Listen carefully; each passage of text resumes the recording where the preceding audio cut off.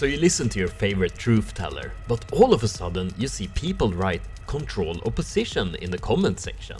You ask what they mean and they tell you that evil actors are paying your favorite creator to talk about certain subjects but shy away from others. Thus they are not speaking from the heart, but rather push an agenda for the people in power. There are multiple claims online that, for instance, Donald Trump, Alex Jones, Elon Musk and many more are controlled opposition. And in the case of Jordan Peterson and Richard Spencer, it is quite obvious that they are. But what I will tell you in this video is that it doesn't matter if they are controlled opposition or not, as long as you know how to handle the information they give you. Let's say that bad actors are controlling many of our favorite commentators and muddy their ability to tell the full truth. But typically, for anyone to listen to anything they say, there needs to be at least some grain of truth to what they are saying. Else they would just be doing schizo rants and would never be able to build an audience. So there is usually some value in what they are saying. Keep in mind that for normies, the small grains of truth they get from them might be like revolutionary ideas that they never heard before, since their default state is to listen to the mainstream media, which is almost 100% lies. Their first encounter with controlled opposition will be only maybe 20% lies. So already there is a win. But then, how should people get the rest of the 20% of truth they are lacking to be able to see the full picture? Well, just like in the martial arts Aikido, we redirect the controlled opposition's propaganda to our benefit. Just like when an opponent tries to strike you with a fist, you redirect his effort into another direction. And you do the exact same thing when a controlled opposition actor tries to throw propaganda at you. You redirect their audience in another direction.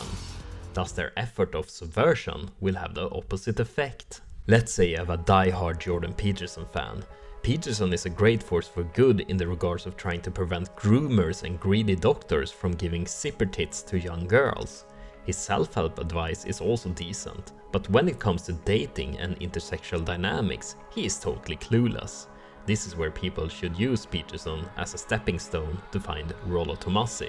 Or you listen to Jordan Peterson's political takes where he goes against the climate mafia, where he's great. But then he starts to suck Netanyahu's dick and advocate for genocide in favor for his handlers. Then it's best to tell his fans that Peterson is usually great, but here he's actually wrong. Check out views with a different perspective such as Norman Finkelstein, David Cole and Brother Nathaniel. They have a more balanced view about this topic. Thus, Peterson becomes a stepping stone for normies to get closer to the truth. Never talk shit about the Messiah to one of his die-hard fans, because this will just trigger the person's ego and try to defend the controlled opposition. But what should you do when the controlled opposition completely sells out and stops doing anything of value, or even try to subvert all his followers? An example of this was when Richard Spencer had his Hail Trump salute in order to label the new anti-war conservative movement as neo-Nazi. Hail Trump! Hail our people! Hail victory! And thus delegitimize them in the eyes of the public.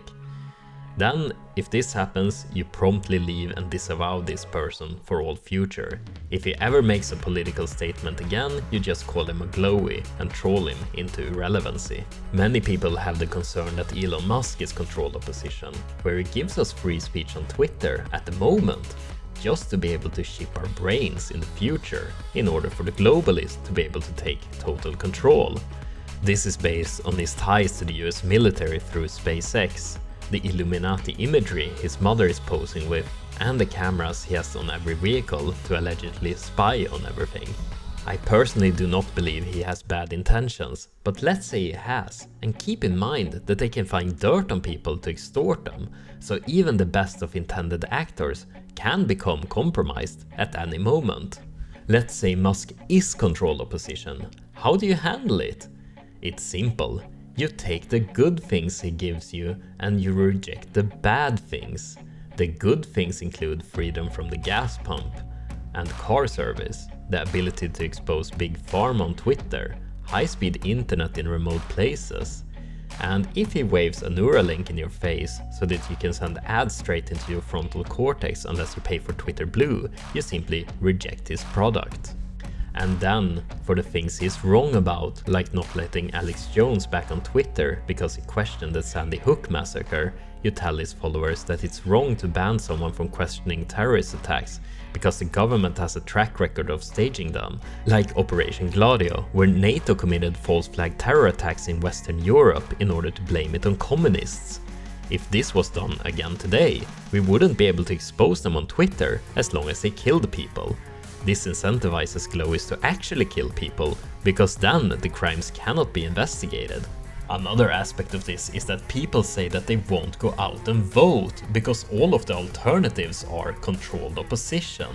While this can definitely be a good argument for some candidates, what they are missing is that in every political party there are internal factions that want to take the country in different directions. Thus, choosing the candidate that closest aligns with your beliefs is the right action to take. This will not only baby step the country in the right direction, but also shift the Overton window so that the next candidate can take even larger steps.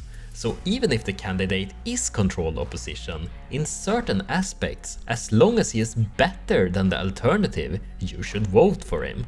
But here comes the trap that everyone seems to fall into, including myself, which is that when your candidate actually wins, his voters become passive and think that my guy will fix the country now and I just need to sit back and relax. And this is exactly what the controlled opposition is meant to do, to make you complacent. So it's important to understand that a politician cannot solve your problems and you need to keep on fighting for what's right.